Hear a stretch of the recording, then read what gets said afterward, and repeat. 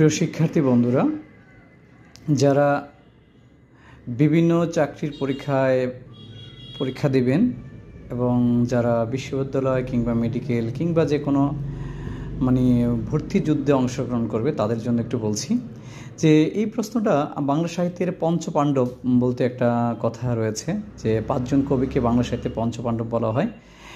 এইখানে এই পঞ্চপাণ্ডবকে আমরা খুব সহজে মনে রাখতে পারি একটা টেকনিক যদি অবলম্বন করি।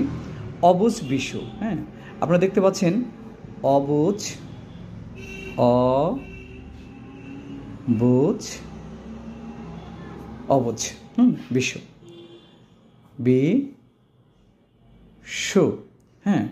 এখানে এই অবুঝ বিশু এই শব্দটি যদি আমাদের মনে থাকে তাহলে কিন্তু আমরা 5 জন কবির নাম খুব সহজেই মনে রাখতে পারি। এমনিতে কিন্তু আমরা অনেকেই ভুলে যাই পঞ্চপাণ্ডব। দেখেন, আমরা যদি একটু বলি অবুঝ বিশুতে 5 জন কবির নাম খুব সহজে আমরা যদি একটু দেখার চেষ্টা করি, তো স্বরেও এই অতে অমেয় চক্রবর্তী, এই অতে অমেয় চক্রবর্তী, বয়রস্যকার বোতে বুদ্ধদেব বসু, হ্যাঁ, বুদ্ধদেব বসু, ঠিক আছে। তারপরে বর্গীয় জ, এই বর্গীয় জতে হচ্ছে আপনার সেটা জীবনানন্দ দাশ, 3 জন হয়ে গেল। তারপর রয়েছে কি বয়রসিকা বিতে বিষ্ণুদে, হ্যাঁ, বিষ্ণুদে।